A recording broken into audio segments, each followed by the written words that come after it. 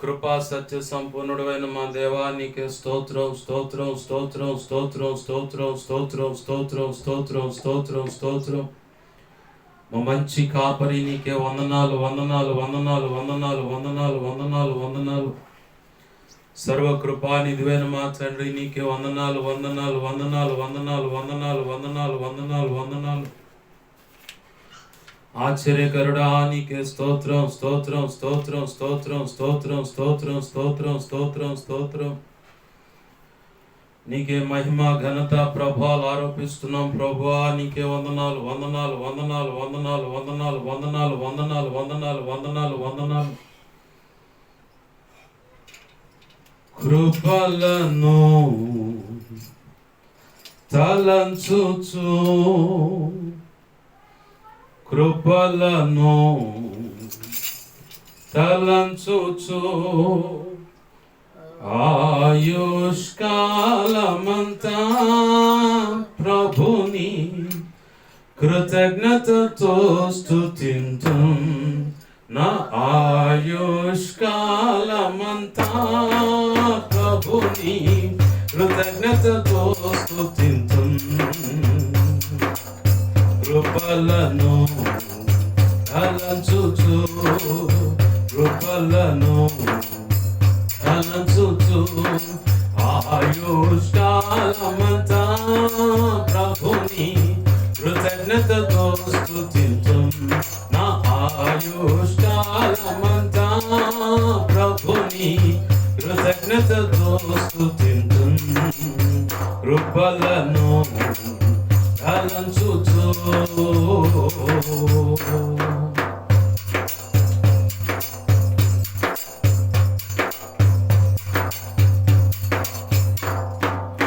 కన్నిటిలో ఎలలో రుంగిన వేళలలో కన్నిటిలో ఎలలో రుంగిన వేళలలో నింగిని చీల్చి వర్షము పంపి నింగిని చీల్చి వర్షము పంపి నింపెను నా హృదయం. యేసు నింపెను నా హృదయం. నింగిని చీల్చి వర్షము పంపి నింపెను నా హృదయం. యేసు నింపెను నా హృదయం. కృపలను తలంచుచు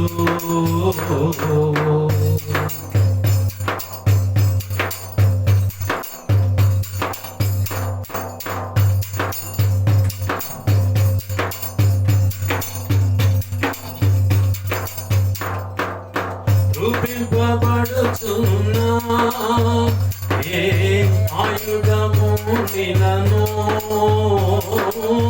రూపింపబడుచున్నా ఏ ఆయుధము నిలను నాకు విరోధమై వర్ధిల్లదుయని నాకు విరోధమై వర్ధిల్లదుయని చెప్పిన మాట సత్యం.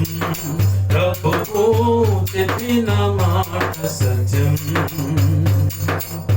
నాకు విరోధమై వర్ధిల్లదుయని చెప్పిన మాట సత్యం. ప్రభువు చెప్పిన మాట సత్యం. కృపలను తలంచుచు కృపలను తలంచుచు ఆయుష్కాలమంతా ప్రభుని కృతజ్ఞతతో స్తుతింతు. నా ఆయుష్కాలమంతా ప్రభుని కృతజ్ఞతతో స్తుతింతు. కృపలను తలంచుచు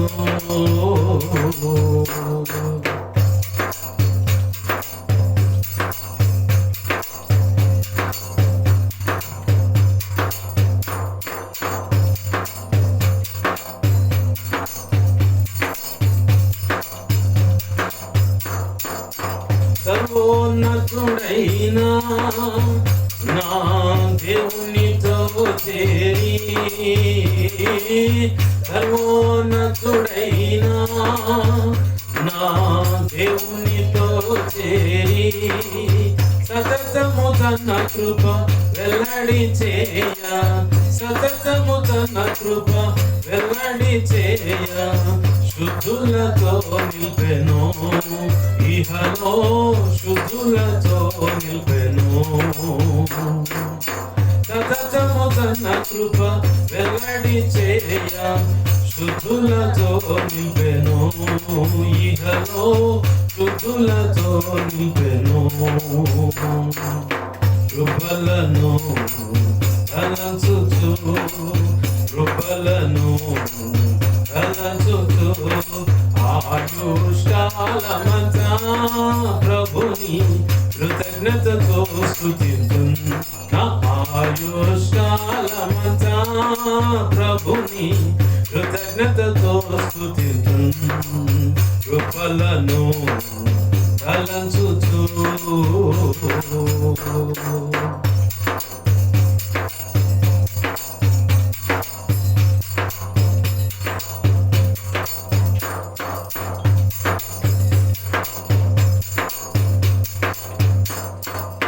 హల్లెలూయా ఆమేన్. ఆహా నాకెంతో ఆనందమే. హల్లెలూయా ఆమేన్. ఆహా నాకెంతో ఆనందమే. సియోని వాసము నాకెంతో ఆనందం, సియోని వాసము నాకెంతో ఆనందం, ఆనందం ఆనందమే. ఆమేన్. ఆనందం ఆనందమే. సియోని వాసము నాకెంతో ఆనందం, ఆనందమే. ఆమేన్. ఆనందం ఆనందమే. కృపలను తలంచుచు, కృపలను తలంచుచు, ఆయుష్కాలమంతా ప్రభుని కృతజ్ఞతతో స్తుతింతున్. ఆయుష్కాలమంతా ప్రభుని కృపలను తలంచుచు.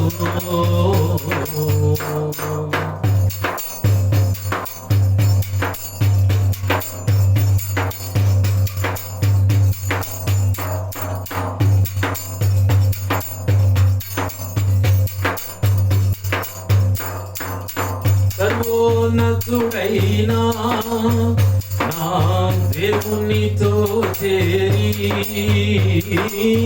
సర్వోన్నతుడైనా నా దేవునితో చేరి సతతము తన కృప వెల్లడి చేయ, సతతము తన కృప వెల్లడి చేయ, శుద్ధులతో నింపెను ఇహలో, శుద్ధులతో నింపెను. సతతము తన కృప వెల్లడి చేయ, నింపెను ఇహలో, శుద్ధులతో నింపెను. కృపలను తలంచుచు, కృపలను తలంచుచు, ఆయుష్కాలమంతా ప్రభుని కృతజ్ఞతతో స్తుతింతున్. ఆయుష్కాలమంతా ప్రభుని కృతజ్ఞతతో స్తుతింతున్. ఆయుష్కాలమంతా ప్రభుని కృతజ్ఞతతో స్తుతింతున్. ఆయుష్కాలమంతా ఆరాధన స్తుతి ఆరాధన, ఆరాధన స్తుతి ఆరాధన, ఆరాధన స్తుతి ఆరాధన. నీవే కదా, నీవే కదా, నీవే కదా నా ఆరాధన, ఆరాధన స్తుతి ఆరాధన, ఆరాధన స్తుతి ఆరాధన, ఆరాధన స్తుతి ఆరాధన, ఆరాధన స్తుతి ఆరాధన, ఆరాధన స్తుతి ఆరాధన, ఆరాధన స్తుతి ఆరాధన. స్తుతి ఆరాధన ఆరాధన స్తుతి ఆరాధన ఆరాధన స్తుతి ఆరాధన ఆరాధన స్తుతి ఆరాధన ఆరాధన స్తుతి ఆరాధన ఆరాధన స్తుతి ఆరాధన ఆరాధన స్తుతి ఆరాధన ఆరాధన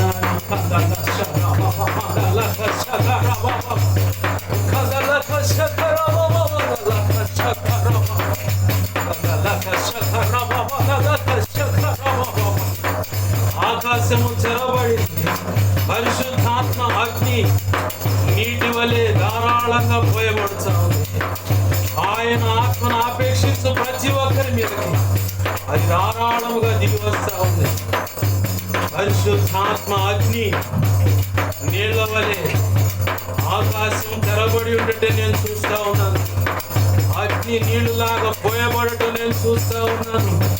ఎవరైతే పరిశుద్ధాత్మలోను అగ్నిలోను నాకు బాప్తిస్మం కావాలి ప్రభు అంటారు, వారి మీద నిశ్చయముగా ఆత్మ ఇదిగో మరవళ్ళు తొక్కుకుంటూ పడుతుంది.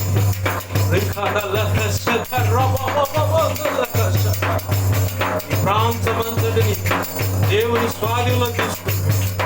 దైవ చిత్తానికి వేరైన దురాత్మంధకార శక్తుల యొక్క ఎక్కడెక్కడైతే అవి తీసుకొని కూర్చుని అవన్నీ లయపరచబడ్డాయి. అంత దేవుని స్వాధీనంలోకి వచ్చేసి బలమైన దేవుని సన్నిధి, బలమైన దేవుని ప్రసన్నత ఈ స్థలమందు, ఈ కాలనీలో, ఈ నర్సరావుపేట పట్టణంలో, ఈ చంద్రబాబు నాయుడు కాలనీలో ఇప్పుడు దేవుని సన్నిధి, బలమైన ప్రసన్నత ఉంది. అంధకార శక్తుల బంధకాల నుంచి ప్రతి ఒక్కరికి విడుదల కలుగుతారు. మాంత్రికులని చెప్పబడుతున్న వారు కూడా వాళ్ళలో వశీకరణ చేయబడిన శక్తులన్నీ ఖాళీ అయిపోతున్నాయి. వాళ్ళ నుంచి అవి లయపరచబడుతున్నాయి. బలమైన దేవుని సన్నిధి, బలమైన దేవుని హస్తము ప్రతి ఒక్కరి మీదకి వస్తుంది. బలమైన హస్తం, బలమైన హస్తం.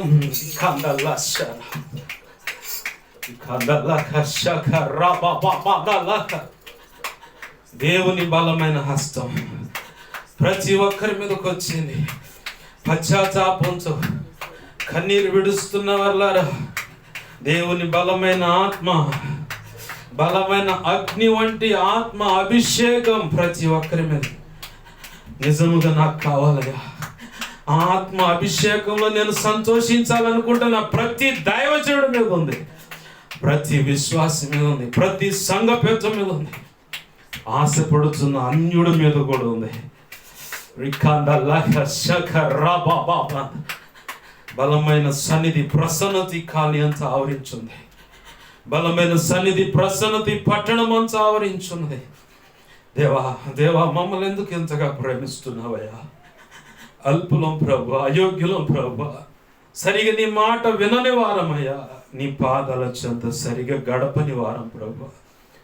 అయినా మిక్కిలి మిక్కటమైన ప్రేమతో మమ్మల్ని ప్రేమిస్తూ నీ బలమైన ఆత్మను అభిషేకాన్ని మా మీద ఉంచినందుకు, ఈ ప్రాంతం అంతా నీ సన్నిధి స్వాధీనంలో ఉంచుకున్నందుకు కృతజ్ఞతాస్తుతులు చెల్లిస్తున్నాం తండ్రి. ఈ చిన్నపాటి ఆరాధన మీ పాదపద్మలు సమర్పిస్తున్నాం. ఈ అల్పుడుగు నువ్వు నిర్ణయించిన ధారాళమైన ఆత్మ నడిపింపు లేఖన ప్రత్యక్షత, ఆత్మ ప్రత్యక్షత, వాక్శక్తిని అపేక్షిస్తున్నాను. నీవే నీ ప్రజలతో, నాతో, మాతో సూటిగా, తేటగా, స్పష్టంగా మాట్లాడమని, నీ ఆత్మ కార్యములు జరిగించిన మాత్రం భయం పొందమని, ఈ విధముగా అనేక దినముల పిరప అయా ఇదిగో తండ్రి, అనేక దినముల అనంతరం ఈరోజు ఇదిగో తండ్రి ఇలా ఆరాధనలో నీ ఎదుట ఉండటానికి కృప చూపినందుకు కృతజ్ఞతాస్తుతులు. ఈ మౌనమైన ఈ కొద్ది కాలంలో నీవు అనుకున్న పని నువ్వు జరిగించుకున్నావని నేను నమ్ముతున్నాను. నీ కృతజ్ఞతాస్తుతులు. మౌనం అయ్యేది నువ్వు అనుకున్న పని జరిగించుకోవటానికి ప్రభువా. దేవా కనికరించమని చిన్నపాటి ఆరాధన మీ పాదపద్మలు సమర్పించుకుంటూ కృతజ్ఞతాస్తుతులు తెలుస్తూ లేఖనపు కాంతిలో నుంచి నాతో, మాతో, శబ్దంతరాల ద్వారా వింటున్న ప్రతి ఒక్కరితో కూడా మాట్లాడుతున్నాను. సహాయం వచ్చింది. యేసయ్య ఉన్నతనంత శక్తిగల నామం అడిగి వేడుకొని ప్రార్థించి ఈ ఆరాధన మీ పాదపద్మం సమర్పించి మేము ఈ రీతిగా ఆరాధన చేయడం ద్వారా మాకు కలిగే పరసంబంధమైన ప్రతి ఈవి, ప్రతి ఆశీర్వాదం మాకు దయచేయమని నీవే తోడుండి నడిపించడం మాత్రం మహింపమని యేసయ్య ఉన్నతనంత శక్తిగల నామం అడిగి వేడుకొని ప్రార్థించి సమస్తం పొందుకొని మహింపరచుకుంటున్నాం మా తండ్రి. ఆమేన్, ఆమేన్, ఆమేన్. మంచిది. పరిశుద్ధ గ్రంథం తెరుద్దామండి. ప్రభు యొక్క మహా ఉచిత కృప మరి ఈ సమయం ఇలా యేసయ్య ఇచ్చాడు, అందును బట్టి ఆయనకి మహిమ కలుగును గాక. ఆమేన్, హల్లెలూయా. గలతీలకు రాసిన పత్రిక పౌలు భక్తుడు గలతీ ప్రాంతంలో ఉన్న సంఘానికి రాసినటువంటి పత్రిక 5వ అధ్యాయము 9వ వచనాన్ని చదువుదాం. నేను చదువుతున్నాను, గమనించండి. పులిసిన పిండి కొంచెమైనను ముద్ద అంతయు పులియ చేయను. చిన్న మాట ప్రార్థన చేసుకుందాం. ప్రేమగల మా కన్న తండ్రి యేసయ్యా, నీకు వందనాలు, కృతజ్ఞతాస్తుతులు. మీరు ఇచ్చిన లేఖనాన్ని బట్టి నీకు వందనాలు ప్రభువా. లేఖనాన్ని విరవండి, లేఖనపు చాటున మీరు దాచి ఉంచిన ఈ సమయం ముందు మాకు అవసరమైన ప్రతి మాట తేటగా స్పష్టంగా బయటకు ఆ మాటలు అందించి ఈ పక్షం వహించిన ఈ అల్పుడు నోట ఉంచి ఈ అల్పుని నీ సిలువ చాటును మరుగుపరిచి ఈ అల్పుని ముఖాంతంలో నుంచి నువ్వు కనపడుచు, ఈ ముఖాంతరంలో నుంచి మీరు కనపడచ్చు. నాతో మాతో అందరితో ఈ శబ్దాంతరాల ద్వారా వింటున్న ప్రతి ఒక్కరితోనూ, సమకూడిన ప్రతి ఒక్కరితోనూ నాతో మాతో మీరు మాట్లాడమని, ఉపదేశాన్ని అటగించాలని ప్రయత్నం చేస్తున్న దుష్టుడు, దురాత్మ, అంధకార శక్తులు అయి ఉన్న యేసు నామములో బంధిస్తున్నాను. నా చుట్టూ మా చుట్టూ సిలువ రక్తపు కంచె, రక్షణ కంచె, అగ్ని కంచెను వేసి నీ చేతిలో మనం దాచిపెట్టు. అగ్ని వంటి రథముల సైన్యం చుట్టూ కావలిగా ఉంచు. నీవే అగ్ని ప్రాకారం మా చుట్టూ ఉండి మార్చండి. మా అందరితో మాట్లాడమని, కార్యం జరిగించమని యేసయ్య ఉన్నతనంత శక్తిగల నామమున అడిగి వేడుకొని ప్రార్థించి సమస్తం పొందుకొని నీ కృపాస్థలకు నన్ను మమ్మల్ని అప్పచెప్పుకుంటూ ఇచ్చిన లేఖనాన్ని బట్టి కృతజ్ఞతాస్తుతులు చెల్లిస్తున్నాం మా తండ్రి. ఆమేన్, ఆమేన్, ఆమేన్. మంచిది. పరిశుద్ధ గ్రంథంలో చదివినటువంటి మాట మరొక మారు గుర్తు చేస్తాను. అంతకంటే ముందుగా సమకూడిన ఈ శబ్దాంతరాల ద్వారా వింటున్నా, అలాగే ఈ వీడియో ద్వారా కూడా నా మాటలు వింటున్న ప్రతి ఒక్కరికి ప్రభు అయిన యేసుక్రీస్తు వారి పేరిట నా హృదయపూర్వకమైన వందనాలు. అందరికీ వందనాలు. చదువుకున్న లేఖన భాగాన్ని గమనిస్తే, పులిసిన పిండి కొంచెమైనను ముద్దంతయు పులియ చేయను. పులిసిన పిండి పాపానికి సాదృశ్యం, ఆజ్ఞను అతిక్రమించేదానికి సాదృశ్యం. దేనికి సాదృశ్యం? పాపానికి, ఆజ్ఞను అతిక్రమించిన దానికి సాదృశ్యం. వాస్తవికంగా ఈ పులిపిండి అనే విషయము ఎక్కడి నుంచి ప్రస్తావించబడిందంటే, నిర్గమకాండము గమనిస్తే ఐగుప్తులో ఉన్నటువంటి ఇశ్రాయేలీయులతో దేవుడు మాట్లాడుతూ ఉన్నాడు మోషే ద్వారా. అయ్యలారా, రేపటి దినాన ఈ ఐగుప్తును విడిచిపెట్టి మనం ఇక బయలుదేరాల్సి ఉంది. మన పితరుడైన అబ్రహాముకు స్వాస్థ్యముగా ఇవ్వబడిన కనాను అనే దేశంలో మనం అడుగు పెట్టాలి. మన పితరుడైన అబ్రహాముకు దేవుడు వాగ్దానం చేశాడు, నీ కాడ నుంచి 4 తరాల తర్వాత, 4 తరాలు అంటే 400 సంవత్సరాలని రాస్తుంది. అయితే మోషే వెళ్ళే కాలానికి 430 సంవత్సరాలని బైబిల్ చెప్తుంది. 4వ తరం వారు ఇక్కడికి వస్తారని అబ్రహాంతో మాట్లాడాడు. ఆదికాండం 12వ అధ్యాయంలో కనపడుతుంది ఆ విషయం. 12వ అధ్యాయం 15వ అధ్యాయంలో కనపడుతుంది. 4వ తరం వారు ఈ కనాను దేశంలో అడుగు పెడతారు. అక్కడ జరిగిన పొరపాటును బట్టి అబ్రహామును శిక్షించలేదు కానీ తన సంతానాన్ని శిక్షించాడు. బైబిల్ లేఖనం సాక్ష్యం ఇస్తుంది, తల్లిదండ్రుల యొక్క పాపం పిల్లల మీద మోపబడుతుంది. నువ్వు ఏ పాపమైనా చేసుకో. మెట్టుకు ఒక ఎగ్జాంపుల్ చెప్తాను. నా స్నేహితుడు ఒకడు ఉన్నాడు. మా నాన్నకు స్నేహితుడు ఒక ఆయన ఉన్నాడు.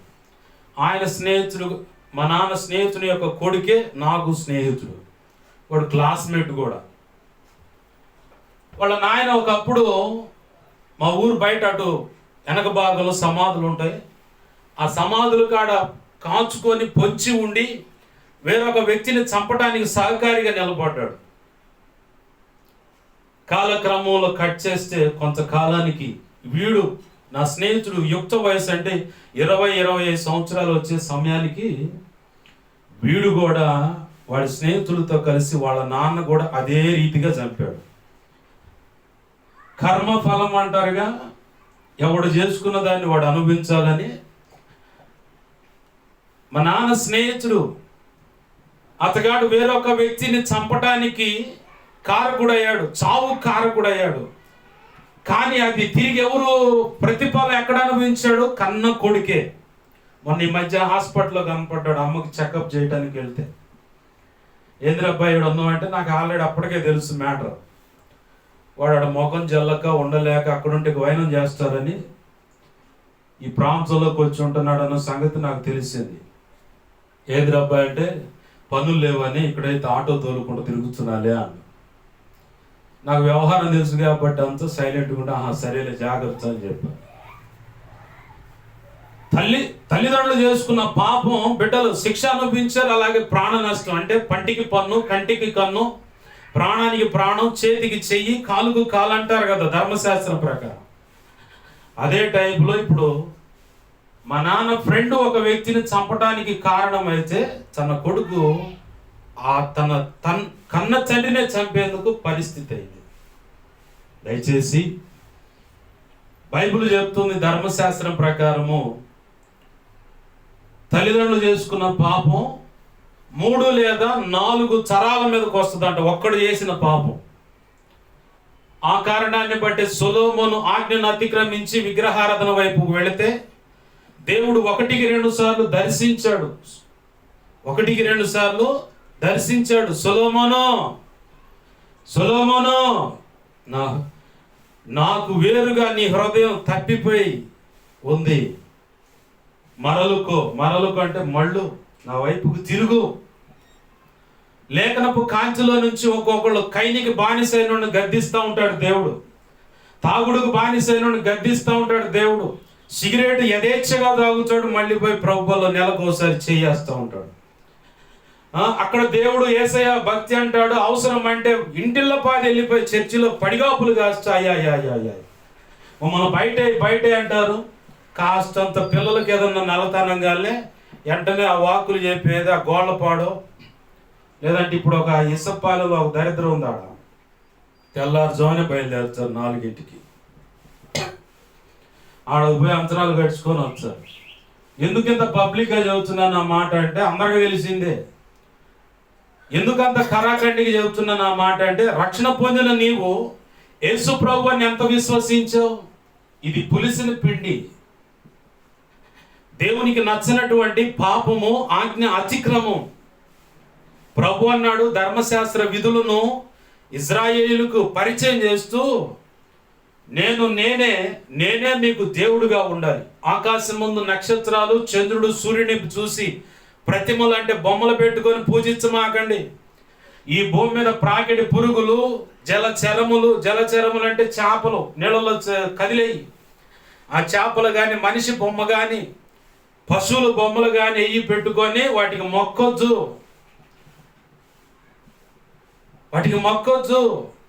అవి దేవుళ్ళు కాదు. నేను మిమ్మల్ని సృష్టించుకున్నాను నా పోలికగా, కాబట్టి నన్నే ఆరాధించాలి మీరు.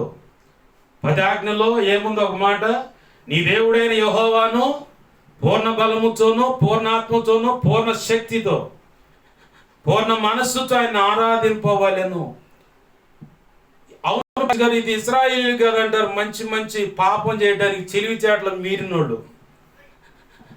నేను అదే అంటాను, పాపానికి తెలివితేటలు ఎక్కువ.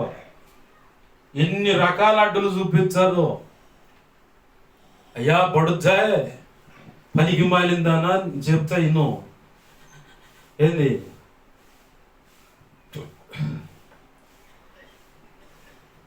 దేవుని లేఖనం అంటుంది దేవుడునే ఆరాధించాలి.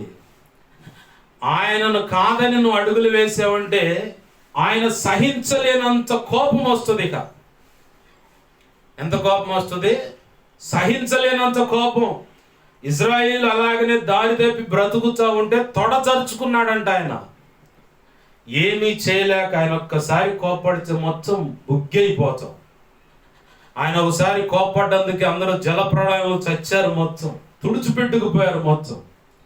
మళ్ళీ చేసే కర్మ ఎందుకురా బాబు అని చెప్పని కావలసినవన్నీ నోవాహు ఒక కుటుంబాన్ని ఏర్పాటు చేసుకొని ఓడ నిర్మాణం జరిగించుకొని దాంట్లోకి ఈ జలచరములు, ప్రాకిడి పురుగులు, పశువులు, శపితమైనవి, ఆశీర్వాదకరమైనవి, తినేవి, తినకూడని అన్నీ కూడా ఆ ఓడలోకి వచ్చాయి దేవుని ఆజ్ఞ చొప్పున. ఈరోజు సృష్టి ఆయన మాట వింటుంది. ఆయన మాట చొప్పున చేయబడ ప్రతిదీ ఆయన మాట వింటున్నాయి. ఆయన చేతులతో నిర్మాణం చేసుకున్న మానవుడు మాత్రం ససేమిర ఆయన మాట వినట్లేదు. ససేమిర సినిమాలకు పరిగెత్తుతూ యథేచ్ఛగా మళ్ళీకి వచ్చి హల్లెలూయా స్తుతి మహిమ అంట. రాజా నీ సన్నిధిలో నేనుంటానయ్యా, నీవు లేకపోతే నేను బతకలేనయ్యా అంటావు. ఒక దైవజనుడు వేరొక అన్యుడితో మాట్లాడుతూ ఉంటే ఆయన అన్నట్టు, అతను క్రైస్తవులు పాటలన్నీ అబద్ధంగా పాడుతారండి అని. వాస్తవమే అది.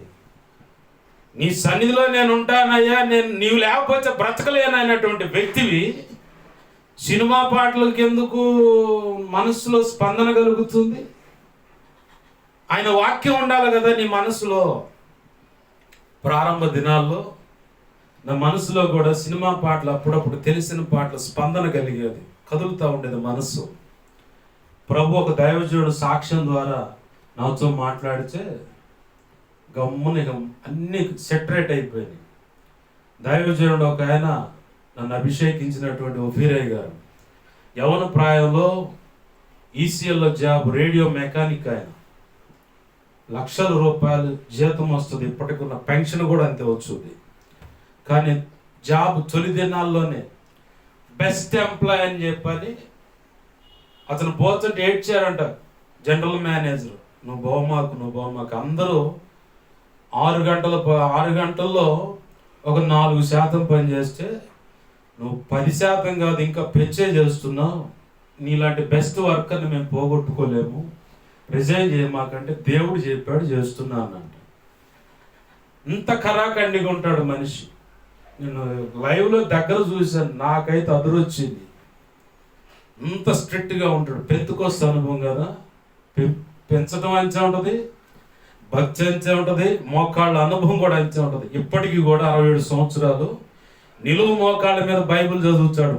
మోకాళ్ళు వేసి నిలువు మోకాళ్ళ మీద ప్రార్థన చేస్తాడు. బైబిల్ చదివేటప్పుడు అరగంట పాటు అన్య భాషలో మాట్లాడి దేవుణ్ణి మహింపరుచుకొని తనకు తృప్తి అన్నది అనుకున్న తర్వాతనే మోకాళ్ళ మీద ఉండి, నిలువు మోకాళ్ళ మీద ఉండి బైబిల్ చదువుతాడు. అలా గతంలో 127 సార్లు అన్నాడు, కానీ ఇప్పుడు ఇంకా సంఖ్య చెప్పొద్దు దేవుడు అనగానే ఇక ఆపేశాడు. ఏంది, ఆయన చాలామంది మేధావులు బాగా బిర్రుగా తిని విమర్శించేవాళ్ళు ఉన్నారు, తప్పుడు బోధకుడు అది ఇది అనేవాళ్ళు ఉన్నారు.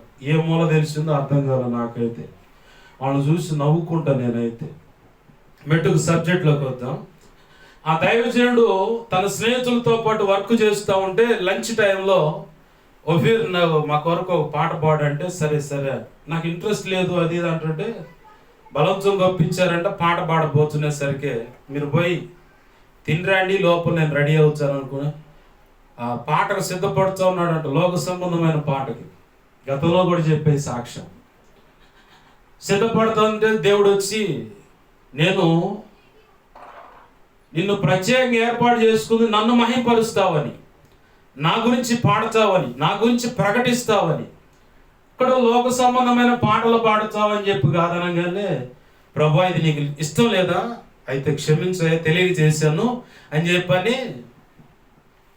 వెంటనే వాళ్ళు స్నేహితులు వచ్చే లోపల దైవ చిత్తంలో దేవుడు ఇచ్చిన ప్రేరణ చొప్పున ఓ పాట రాశాడు. ఆ పాట వాళ్ళు వినగానే వీడు మా కోసమే రాశాడు, మమ్మల్ని గుచ్చి గుచ్చి మేము నమ్మిన వాటిని విమర్శిస్తూ పాట రాశాడని సంస్కృతం అర్థమైనట్టుంది వాళ్ళకి. సంస్కృతం బాగా అర్థమైనట్టుంది.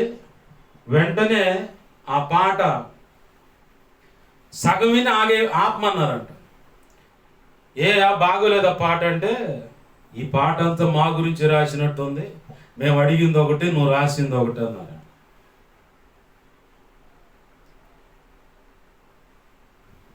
ప్రభునందు ప్రియమైన దేవుని బిడ్డలు గమనించండి, నిన్ను ప్రత్యేకంగా దేవుడు ఏర్పాటు చేసుకున్నాడు. ప్రత్యేకించి నీ కుటుంబాన్ని ఆశీర్వదించాలని ఇంటిలో పెద్దగా నిన్ను కోరుకున్నాడు. ఒక తండ్రిగా, ఒక తల్లిగా నిన్ను కోరుకున్నాడు. ఒక అచ్చగా, ఒక మామగా నిన్ను కోరుకున్నాడు. ఒక కోడలుగా, ఒక అల్లుడుగా నిన్ను కోరుకున్నాడు. లేదా ఆ ఇంట్లో ఉన్నటువంటి మనో సంతానంగా నిన్ను కోరుకున్నాడు. లేదా కడుపున పుట్టిన బిడ్డలుగా, ఆడపిల్లలైన మగపిల్లలైన మిమ్మల్ని ప్రత్యేకంగా దేవుడు కోరుకున్నాడు. ఎందుకు? ఆయన్ను మహింపరుస్తారని, ఆయన కొరకు నిలబడతారని, ఆయన కొరకు బ్రతుకుతారని, ఆయన నామాన్ని అలా ఎత్తిపట్టి సభ్య సమాజానికి ప్రకటిస్తారని, నీ కులానికి సంబంధించో నీ తెగకు సంబంధించిన ప్రజలకైనా తెలియపరుస్తారని, నువ్వు పనిచేస్తున్న కొలీగ్స్కి, అక్కడ పనిచేస్తున్న వర్కర్లకు తెలియపరుస్తావని, నీ ఉన్నటువంటి సమాజంలో ఇరుగు పొరుగు వారు, ఆ ఇంటి వారికి ఈ ఇంటి వారికి సువార్త చెప్తావని.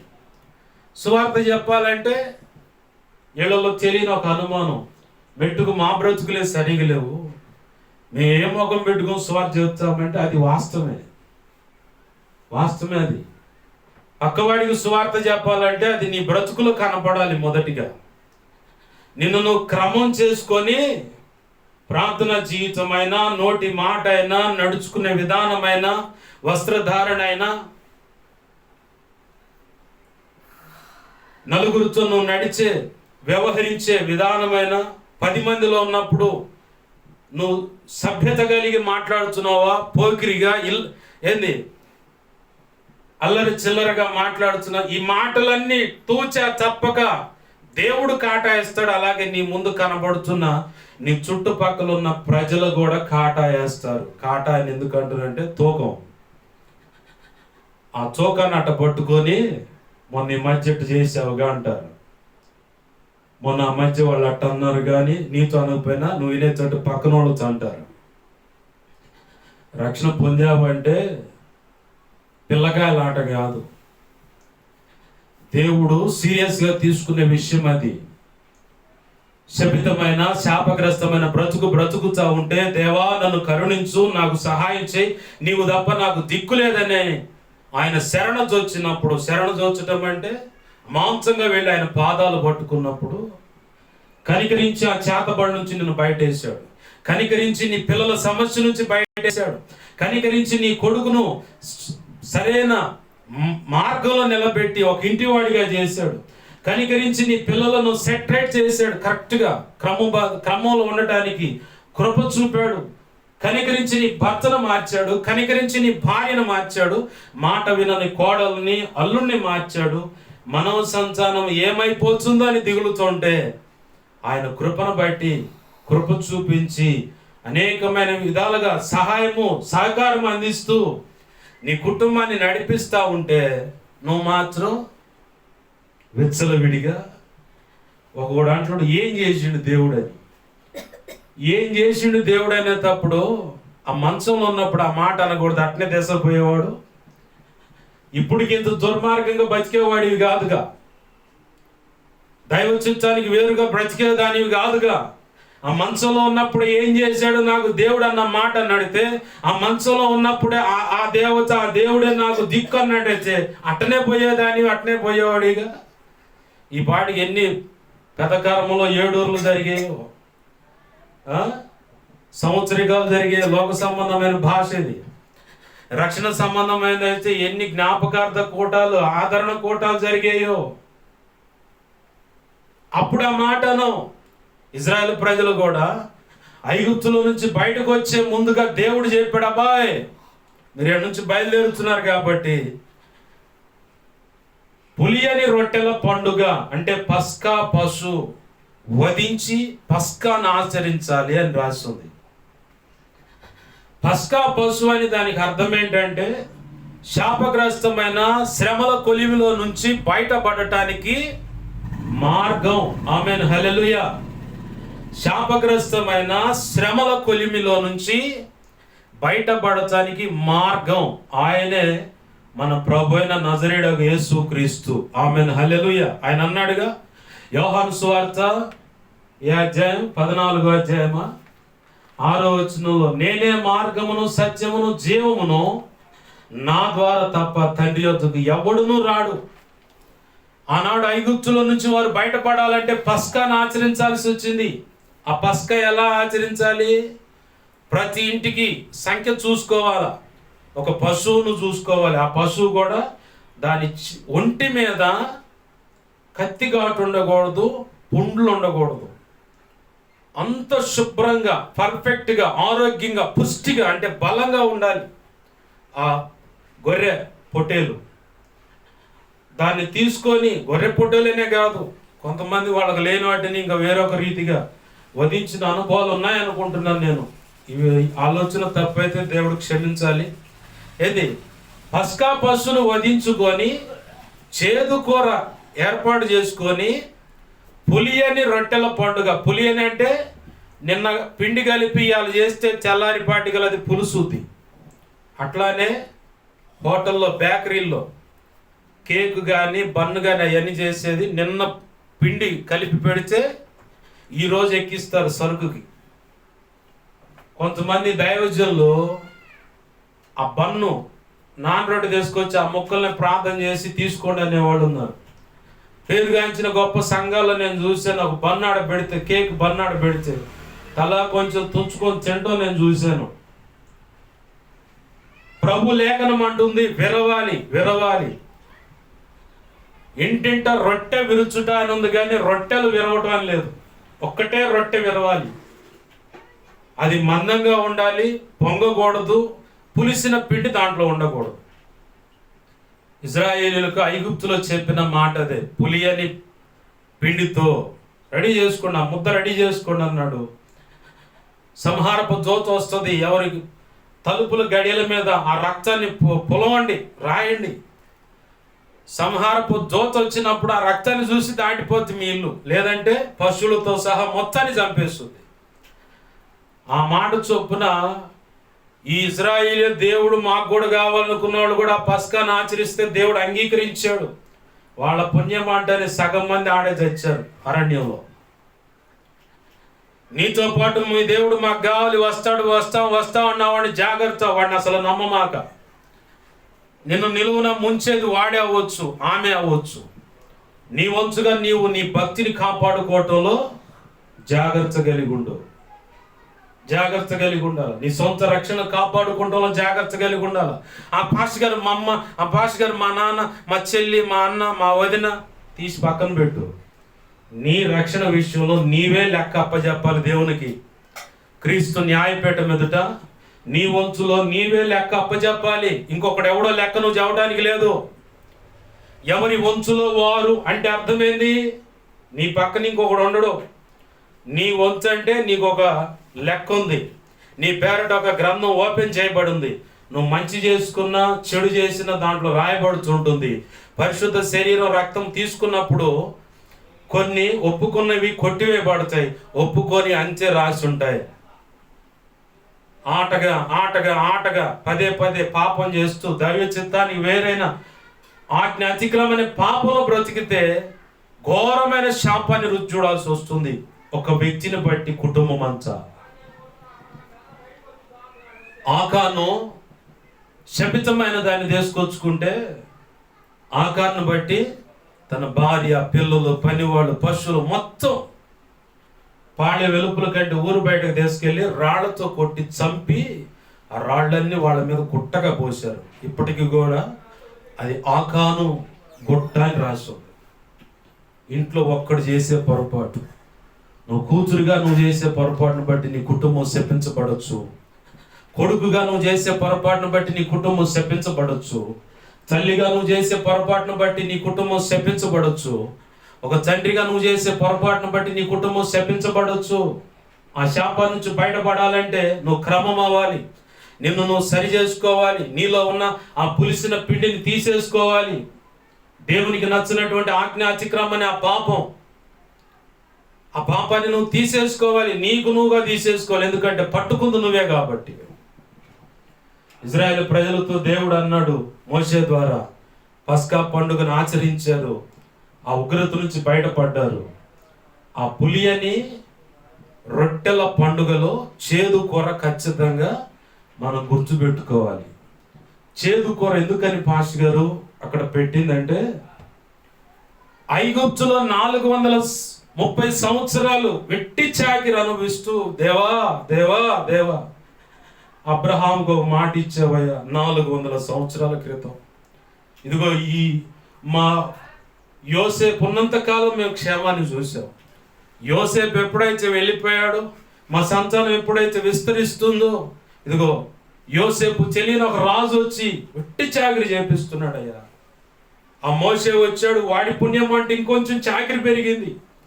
అంతకుముందు అన్న ఇదిగో చెత్త ఇస్తున్నాను, మట్టి ఇస్తున్నాను, కావలసిన ఇంటికి లెక్క ప్రకారం అన్ని ఇస్తున్నాను, చెయ్యండి అన్నాడు. మోషే వచ్చి ఎప్పుడైతే మా పక్షంగా నిలబడ్డాడు, వెంటనే ఆ ఫరో హృదయం కఠినమైపోయింది. ఇంకా శ్రమ పెరిగింది. గడ్డి మేమే తెచ్చుకోవాలంట, మట్టి మేమే తెచ్చుకోవాలంట, ఏ రోజుకి ఆ రోజు లెక్క తగ్గకుండా ఇటుకలు చేయాలంటే ఇంకా ఘోరమైపోయింది మా పరిస్థితి అని ఆ శ్రమలను తలపోయటానికే చేదు కూర. ఈరోజు ఆ చేదు కూర నీకు ఎక్కడ కనపడుతుందంటే, దేవుని సన్నిధికి ప్రార్థన చేయడానికి వెళ్ళినప్పుడు, ఒకప్పుడు మా బ్రతుకులు అయ్యా కనికరించి మమ్మల్ని ఇలా నిలబెట్టావు, ఈ స్థితిలో ఉండడానికి కారణం నువ్వే ప్రభు అని కృతజ్ఞతలు తెలపడానికి ప్రార్థన చేసే ముందుగా, ప్రభు యొక్క శరీరం రక్తము తీసుకునే ముందుగా ఆ పులి అని రొట్టె కదా, అది పస్కా పశువు యొక్క ఆ మాంసం, ఆ రక్తము, ఆ మాంసం, ఆ చేదుకూర, ఆ రొట్టెను కలుపుకొని తినాలి. కాబట్టి ఇక్కడ పస్కా పశువు ఎవరు? యేసు ప్రభు వారి సాక్షాత్తు శరీరముకు సాదృశ్యమైన ఆ రొట్టె, ఆయన రక్తానికి సాదృశ్యమైనది ఆ ద్రాక్ష రసం. కలుపుకొని తినటమేంది చేదు కూర అంటే? గతంలో నీ బ్రతుకు, ప్రస్తుతంలో నువ్వు ఉన్న స్థితి, పొరపాట్లుంటే ఆయన పాదాల చెంత ఒప్పుకొని కడుక్కొని ఆ పులిసిన పిండి లేకుండా జాగ్రత్త పడి దేవుని పాదాలు పట్టుకుని యోగ్యతతో ఆయన శరీరంలో, ఆయన రక్తంలో చేయి వేసావా, నీవు బలవంతురాలివి, బలవంతుడిగా మారిపోతావు. ఆయన చేతిలో బలమైన సాధనంగా మారిపోతావు. కాదని దైవ చిత్తానికి వేరుగా దేవుడే కోపగించి సహించలేని ఘోరమైనటువంటి ఉగ్రత నీ మీద పడేటువంటి పరిస్థితులను బ్రతుకుతుంటే చూస్తాడు. నీకింకా శిక్ష పడకుండా నీవింకా సజీవుడుగా ఉన్నావంటే ఆయన అవకాశం ఇస్తున్నాడు కాబట్టి నువ్వు ఇంకా బతుకున్నావు. ఇది వాస్తవం. గతంలో చెప్పాను, ఓ చర్చి కాడ ఓ పెద్ద ఆయన అంతకుముందు ప్రెసిడెంట్గా చేశాడంట, ట్రెజరీ కూడా చేశాడంట. మందిరంలో కూర్చొని ఫోన్లో మాట్లాడుతూ నా వెనకాలే ప్రార్థన చేసుకుంటూ ఉంటే భాషల్లో మాట్లాడుతుంటే ఎగతాళి చేశాడు. నా వెనకాల కూర్చొని ఆయనకి ఇంకో ఇల్లు ఉంది, ఆ ఇంకో ఇల్లు కాడకు పోయి, ఏంది మరి నేను వచ్చానుగా, ఎలా ఉంది, నేను కలిస్తే ఈ మాటలు మాట్లాడుతున్నాడు కూర్చొని. మళ్ళీ శాలిం రాజు గారు పాటలు పాడుతారు, బలిపీఠం దగ్గర ఎవడు డిస్టర్బెన్స్ చేయకూడదు ప్రార్థన చేస్తాడు. ఏది ఇన్సూరెన్స్ కట్టిస్తూ ఉంటాడు. మొన్న ఈ మధ్య పెద్ద పేగు అంటారుగా, బాత్రూమ్కి పోయే పెద్ద పేగు, ఆడొచ్చి క్యాన్సర్ కార్డులో దైవ చిత్తానికి వేరుగా బ్రతికితే వచ్చేయ్యే. ఒకవేళ ఖైనీ లేచ తాగి భార్యనదంతా చూస్తానే ఉండి అన్ని. సిఐ భక్తి అనేది నచ్చగా భార్యను ఎగిరిదండి అంతే.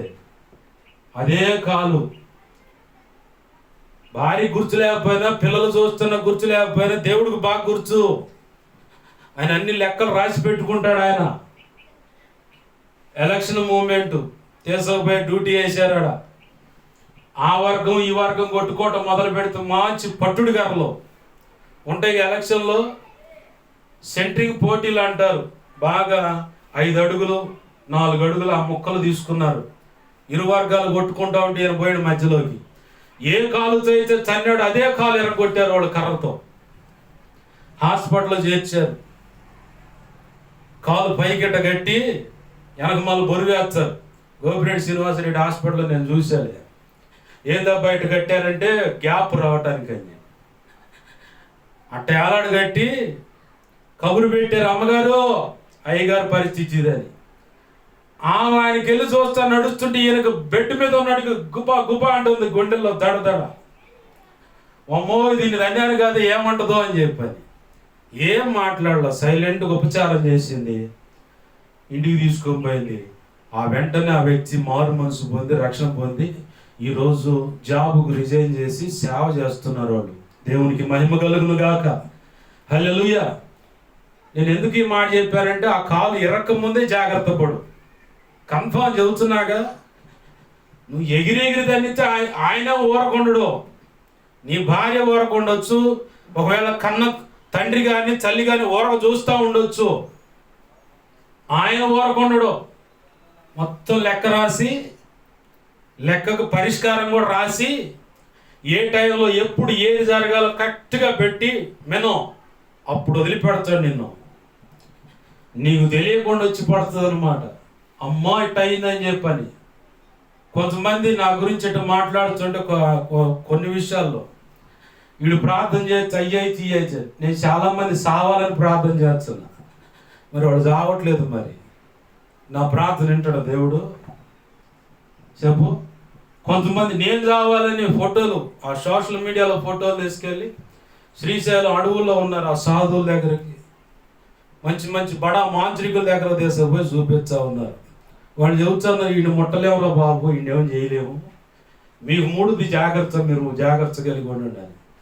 ఇందాక కూడా ఆరాధన మొదలు పెడుతుంటే కరెక్ట్గా ప్రతిరోజు 8 గంటలకి 7:30-8 ఒక ఇంజక్షన్ పగల కొడతారు. ఏంటయ్యా ఇంజక్షన్ అంటే టెరామైసిన్ ఏదో ఉంది దాని పేరు. ఏంది జ్వరం వచ్చినప్పుడు పొడుస్తారు, అదే వాసన వచ్చుద్ది నోట్లోంచి కూడా. ఇది పారాసెటమాల్ ఏదో ఇంజక్షన్, అది దాన్ని పగల కొట్టి ధూపం వేస్తారు. ఆ వాసన చూసినప్పుడు ఊపిరితిత్తులు అంటే పీల్చిన దాన్ని బట్టి ఆరోగ్యం ఎఫెక్ట్ అవ్వాలని. అది 1 రోజు 2 రోజులు ఆరోగ్యం బాగోలేదు అనుకుంటే చేస్తారు. రోజున తెక్కలోళ్ళ నేను నవ్వుకుంటా ఇలా గట్టిగానే మూడింది ప్రభు అని. రక్షణ పొందిన వ్యక్తులు దైవ చిత్తానికి వేరుగా చేయటము, వీళ్ళు చేసే దుర్మార్గం అవతల ఇళ్ళ వాళ్ళు చూస్తూ ఉంటే వాళ్ళ మీద చేయటం, ఆ ఇళ్లలో వ్యక్తులు ప్రాణాలు పోవటానికి కారణం అవటం. నేను చెప్పునా ఇంతకాలం ఎందుకు పాస్టర్ గారు సేవ ఆ వాక్యం అందించకుండా ఆగిపోయిందంటే నీకు మూడింది కాబట్టి. నువ్వు చేయాల్సిన దుర్మార్గం అంతా ఇంకా దుర్మార్గంగా చేసే పనులని చేయనిచ్చి ఇప్పుడు మొదలు పెడతారు. ఇక దేవుని పాదాలు పట్టుకుందాం. పులిసిన పిండేదని ఉంటే ప్రభువా నా బ్రతుకులు ఇది ఉంది, భక్తి అంటున్నాను, విగ్రహారాధన చేస్తున్నాను, దయతో నన్ను క్షమించని నేను పాదాలు పట్టుకో. ప్రభువా భక్తున్నాను, నన్ను ప్రభువులు చేస్తున్నాను, కైని పెడుతున్నాను, గుట్కాలు పాన్పరాగులు నవ్వుతున్నాను, నన్ను క్షమించని నేను పాదాలు పట్టుకో. సిగరెట్ తాగుతున్నాను, భక్తుడని చెబుతా. మళ్ళీ నెలకోసారి ప్రభుపాలు అనగానే బరబరబర వెళ్ళిపోయి పరిశుద్ధులాగా వైట్ అండ్ వైట్ వేసి అసలు వాళ్ళని చూడాలా. నాకైతే నవ్వితే ప్రభు కోపాడతాడని చెప్పని మౌనంగా నవ్వొచ్చిన ప్రభు క్షమించాయి అనుకొని ఎంత పరిశుద్ధంగా పోతారు మందిరానికి. మరి మిగతా రోజులో పందిలో ఊర పంది అనమాట. ఆ ఊర పంది బతికినట్టు బతుకుతారా? బుర్ర బుర్ర అంటే ఆ బురదలో బొర్రలాడుతా. అశుద్ధం కోసం లోక సంబంధమైన విడిచిపెట్టిన ఆ అశుద్ధం కోసం లేఖనంలో ఉందండి. ఊరకని తిడతలు ఈ మాట. కుక్క తన వాంచికి తిరిగినట్లును, పంది తిరిగి మళ్ళీ బురదలో బొరలటానికి మళ్ళుకున్నట్లును కొంతమంది బుద్ధిపూర్వకంగా నీ పని చేస్తున్నారని చెప్పని వారికి దేవుని ఉగ్రత కాల్చుకొని ఉందని చెప్పని కూడా ఆ లేఖనం రాసి పెట్టాడు దేవుడు. దేవుని పాదాలు పట్టుకుందాం. ఏ విషయంలో నీ జీవితంలో పులిసిన పిండి ఉందో, ఒక దైవజనుడుగా సరే, వేరొక సంఘాన్ని పాడు చేయాలనుకున్న దుర్మార్గత కూడా పులిసిన పిండే. దైవజనుడా వింటున్నావా? వేరొక సంఘం పతనం అవ్వాలని ప్రార్థన చేయడం కూడా పులిసిన పిండే. దేవుడు నీకు ఇచ్చిన మేరలో అని ఉంటుంది లేఖనంలో 2 కొరింథీ 10 పౌలు అంటాడు, మాకు దేవుడు కొలిచి ఇచ్చిన మేర అంటే హద్దు, అంత మటుకే మేము సేవ చేస్తాం, అంతకు మించి మేము చేయం.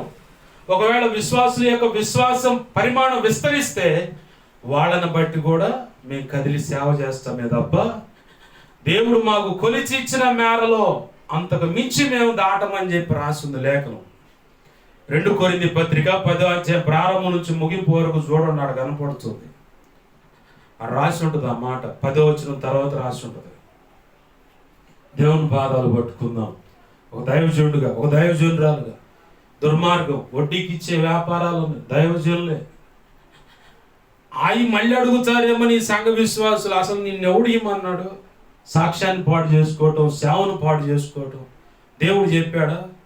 దైవజనుడా శబాష్, చక్కగా సంఘ బిడ్డలకు వడ్డీలకి ఆస్తులను తనగా పెట్టుకో, తనగా అంటే తాకట్టు పెట్టుకో, నీకెందుకు నేనున్నా ఆశీర్వదిస్తా అని చెప్పిండు దేవుడు.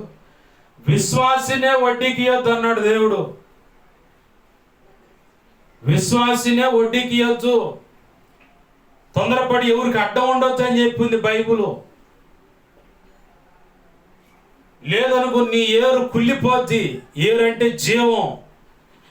భూమిలో నుంచి ఎక్కడైతే నీటి తీవ్రత ఉందో, నీటి ప్రవాహం ఏడైతుందో భూమిలో, అక్కడ దాకా వెళ్ళిపోతే తల్లి ఏరు అంటే పెద్ద ఏరుని తల్లి ఏరు అంటారు. ఆ తల్లి ఏరు ఎండిపోవటం అంటే జీవం అందదిక అంతే. హల్లెలూయా, స్తోత్రం. చచ్చిన స్థితిలో నీ సేవ ఉంటుంది, చచ్చిన స్థితిలో నీ ఆధ్యాత్మిక పరిపక్వత ఉంటుంది, చచ్చిన స్థితిలోనే నీ ప్రసంగాలు ఉంటాయి, చచ్చిన స్థితిలోనే నీ సంఘ బిడ్డలు కూడా ఉంటారు. నువ్వు లోపలికి ఒకటి బయటకు ఒకటి ఎలా నటిస్తూ బ్రతుకుతున్నావో సంఘం కూడా నీ ఎదుట అలాగనే బ్రతుకుద్ది.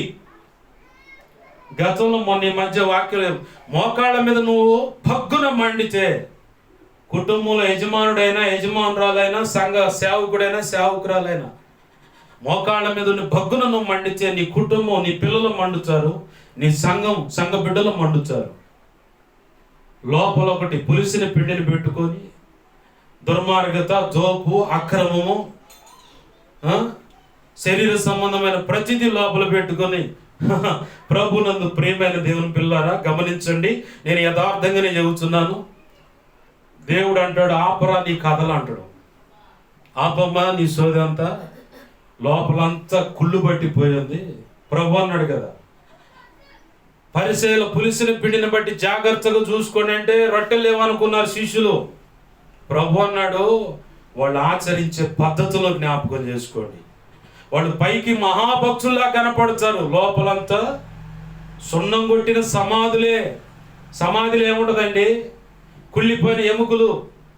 ఓ 10 రోజుల క్రితం సమాధి చేయబడిన వ్యక్తి దగ్గరికి పోండి, ఆ సమాధి తొలిపించండి, పగలగొట్టండి, ఉంటాం అక్కడ. భూమి మీద అత్యధికంగా కంపు కొట్టే దేహం ఏదైనా ఉందంటే మనిషిదే, శాస్త్రవేత్తలు చెప్పిన సలహా. పశువు చచ్చిపోయినా కుళ్ళిపోయినా అక్కడ ఉండగలుగుతావు, కానీ మనిషి చనిపోయి కుళ్ళిపోతే అక్కడ ఉండలేవు నువ్వు.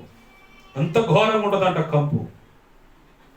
యేసయ్య అన్నాడు, అంత ఘోరంగా ఉంటుంది. ఆ పరిసయ్యులు, శాస్త్రులు, ధర్మశాస్త్రోపదేశకులు సంబంధించిన వాళ్ళ బోధ పులిసిన పిండితో సమానం. అది అంత చెడిపోయినది. ఈరోజు పులిపీట్ల మీద నిలబడి, బలిపీఠాల మీద నిలబడి సేవకురాళ్ళలో కూడా అదే కనపడుతుంది. వాళ్ళ పెంపకంలో కనపడుతున్న విశ్వాసులు, పరిచారకులు, సంఘ పెద్దలు కనపడుతున్న వారిలో కూడా అదే కనపడుతుంది. దేవుని పాదాలు పట్టుకుందాం. ప్రభువా, నీకు నచ్చని పులిపిండి నాలో నుంచి తీసివేయి. పులిసిన పిండి కొంచెం ఉన్న ముద్దంతా పిండి మంచిదైనది పులవ చేస్తుంది అన్నావు కదా. ఒకడు పాత ద్రాక్ష తీర్చులో క్రొత్త ద్రాక్ష రసం పోయాడు కదా, పోసినట్టు పిగిలిపోతుంది, పనికి రాకుండా అది చెడిపోతుంది, ఇది మంచిది చెడిపోతుంది అన్నావుగా. నీ పాదాలు పట్టుకుంటున్నానయ్యా, నాకు సహాయం చేయి. నా తలంపులు, ఊహలు, ఆలోచనలైనా, హృదయ మనసులైనా పులిపిండి అనేది ఉండకూడదయ్యా. నా నోటి మాటలో పులిపిండి ఉండకూడదయ్యా. నా చూపుల్లో పులిపిండి ఉండకూడదయ్యా. నా ప్రవర్తనలో, నా నడకలో, నా భక్తి సాధనలో కూడా పులిపిండి ఉండకూడదయ్యా. సేవ పరిచయంలో కూడా పులిపిండి ఉండకూడదయ్యా. నాకు సహాయం చేయ ప్రభు అంటే ఆయన పాదాలు పట్టుకుందాం. రండి, ఆయన పాదాలు పట్టుకుందాం, ప్రార్థన చేసుకుందాం. ప్రార్థన. ప్రేమగల మా తండ్రి, నీకు వందనాలు, కృతజ్ఞతాస్తుతులు మా ప్రభు. పులిసిన పిండి వల్ల ఎంత ప్రమాదం ఉందో దేవా తేటగా తెలియపరిచారు. పులిసిన పిండి ఉండకూడదని, పులియని రొట్టెల పండుగలో చేదు కూర ఖచ్చితంగా ఉండాలని ఈరోజు నూతన నిబంధన సంబంధమైన ఇజ్రాయేలుగా మేముండగా చేదు కూర అనేది గత జీవితాన్ని తలపోయడానికి, ప్రస్తుతం నీకు వేరే బ్రతికిన విషయాలు నీ ఎదుట ఒప్పుకొని సమాధానపూర్వకంగా పస్కా పశువైన నీ శరీరానికి సాదృశ్యమైన ఆ రొట్టెను, నీ రక్తానికి సాదృశ్యమైన ఆ రక్తాన్ని తీసుకోవాలని యోగ్యతతో తీసుకుంటే మేము ధన్యులం అవుతామని, కాని పక్షంలో బలహీనులము, రోగగ్రస్తులము, చనిపోతామన్న విషయం తెలియపరుస్తున్నాం. ఓ తండ్రి, దైవ చిత్తానికి వేరుగా బ్రతికితే 3 లేదా 4 తరాలకు శాపం వస్తుందని, నీ ఆజ్ఞకు వ్యతిరేకంగా అతిక్రమించి బ్రతికితే విగ్రహారాధన, మాంత్రిక విద్యలు ఆచరించకూడదు అన్నావు ప్రభు. అలాంటివి అనుసరిస్తే వాళ్ళకి నేను వేరై ఉంటానన్నా, పగస్తుడిగా ఉంటానన్నా. న్యాయాధిపతుల గ్రంథం 2వ అధ్యాయం 11 నుంచి 17 వచనాలు చూస్తే, వారు ఎక్కడికి వెళ్ళినా వారికి నేను విరోధినై శత్రువుగా ఉన్నానన్నావు ప్రభు. ఆమోసు గ్రంథంలో 5వ అధ్యాయంలో, ప్రభు నీవు అంటున్నావు, ఇదిగో చిల్లంగితనాన్ని నువ్వు వాడుక చేసుకున్నావు కాబట్టి నేను నీకు విరోధిని అన్నావు ప్రభు. మాంత్రిక విద్యలను అలవాటు చేసుకుంటే నువ్వు వేరే విరోధంగా ఉంటావు, నువ్వే పగస్తుడు అయితే ఇక ఎక్కడ వెళ్ళాలి, ఏటని దిక్కు మొక్కని మొక్కాలి ప్రభు. పొరపాట్లుంటే ఒప్పుకుంటున్నా, క్షమించాయి. ఎంత ఘోరమైన పాపినైనా ఒక్క క్షణములో, ఈ క్షణంలో ఒప్పుకొని విడిచిపెట్టినట్లయితే నీ పరిశుద్ధ రక్తంతో, శుద్ధ జలంతో కడిగి పవిత్రపరచుకొని పరిశుద్ధాత్మ అగ్నిలో పుటం వేసి నీకు ఇష్టమైన కుమారుడుగా, కుమార్తెగా నీ హక్కును చేర్చుకునే దేవుడు అయి ఉన్నావు. నీ పాదాలు పట్టుకున్నావు, కృపచేత కనికరించి సహాయం చేయమని విన్న వాక్యం మా హృదయాలు భద్రపరచు. అనేక పర్యాలు నెమరవేస్తూ ధ్యానిస్తూ మమ్మల్ని మేము సరి చేసుకుంటూ నీకు ఇష్టలుగా మేము బ్రతకటానికి సహాయం చేయం. ఈ వాక్యాన్ని హెచ్చించుకుంటున్నాం, నీ నామాన్ని గణపరుచుకుంటున్నాం ప్రభా. నాకు, మాకు, మా మీద ఇంకెవరికైనా కలలో, నిద్రలో, దర్శనం, స్వప్నాలు చూపించబడ్డ సమస్త చీకటి శోధనడు ప్రభావాన్ని యేసు నామములో బంధిస్తున్నాం. లయమైపోను గాక, బంధించి లయపరిచిన కృతజ్ఞతాస్తుతులే. నాకు, మాకు, మా మీద ఇంకెవరికైనా కలలో, నిద్రలో, దర్శనం, స్వప్నాలు చూపించబడ్డ సమస్త మంచి కల్లా మంచి దర్శనం, మంచి స్వప్నం, నిద్రలో చూసిన సమస్త మంచి యేసు నామములో త్వరపెట్టే జరుగును గాక, నెరవేర్చబడును గాక. త్వరపెట్టే జరిగేలా చేసి నెరవేర్చినందుకు కృతజ్ఞతాస్తుతులు మాత్రం. ఈ వారం అంతట్లో ఉన్న సంఘ క్రమాలన్నింటిలో మీరు చూడండి, ముందున్న ఆరాధనలో మీరు చూడండి. ఇప్పుడు నిలబెట్టిన వాడుకుని నీవు మాత్రం మహిమ పొందమని బతిమలాడుతూ, ఈ సెలవు అయితే సాయంకాలం జరిగే ఆరాధనలో కూడా తోడు నీ చిత్తం నెరవేర్చిన మాత్రం మహిమ పొందమని బతిమలాడుతూ కృతజ్ఞతాస్తుతులు చెల్లిస్తూ సంఘ బిడ్డలందరినీ కూడా నీ చేతులకు అప్పచెబుతూ నీవే తోడుని సరైన మార్గంలో నడిపించమని, మా అనుదిన అవసరత అక్కరతలు, ఆధ్యాత్మిక అవసరతలు కూడా తీర్చమని కృపలో వర్ధలు చేసి, ఇదిగో పరిచయంలో ఆటో తీసుకోవాలని ఆలోచన కలిగి ఉన్నాం, కావాల్సిన డౌన్ పేమెంట్ కూడా ధనం సమకూర్చు. మా చేతిలో జేబు ఖర్చుకు తప్ప డౌన్ పేమెంట్ కట్టేంత లేదయ్యా, కృపచేత సహాయం చేయమని, నీవే చూడని సమస్త విషయాల్లో కృప చూపమని యేసై ఉన్నతనంత శక్తి గల నామని అడిగి వేడుకుని ప్రార్థన సమస్తం పొందుకొని మహింపరుచుకుంటూ నన్ను మమ్మల్ని 2 తిమోతి 1:12 ప్రకారం అప్పచెప్పుకుంటున్నాం మా తండ్రి. ఆమేన్. ఇప్పుడు మన తండ్రి అయిన దేవుని ప్రేమయు, ఆయన ప్రియకుమారుడైన యేసుక్రీస్తు వారి కృపయు, పరిశుద్ధాత్మ దేవుని అన్యోన్య సహాయ సహవాసము సమకూడిన శబ్దాంతరాల ద్వారా ప్రార్థనలు ఏకీపించిన, ఇక ముందు ఏకీపించబోతున్నా. అలాగే సార్వత్రిక సంఘంలో ఉన్న సకల పరిశుద్ధులకు నిత్యత్వము చేరు పర్యాంతవలసిన ఆ కాలం చూడండి ప్రభు చిత్తానుసారంగా నడిపించి, ఆయన కృపలో పులిసిన పిండిని తీసేసి పులియని రొట్టెలుగా మనల్ని చేసి, ఆయనకి ఇంపైన సువాసనగా మనల్ని మార్చి అనేకులుగా ఆహారంగా ఆశీర్వదించి ఆయన కృపలో వర్ధల చేయునుగాక. ఆమేన్. యేసు రక్తం నాకేచే, ప్రభేసు రక్తం నాకేచే, ప్రభేసునామను సంపూర్ణమైన విజయం కలుగును గాక. ఆమేన్. హల్లెలూయా, హల్లెలూయా, హల్లెలూయా. అందరికి వందనాలు. ప్రభు యొక్క మహా ఉచిత కృప మనందరికీ తోడే నడిపించునుగాక. ఆమేన్.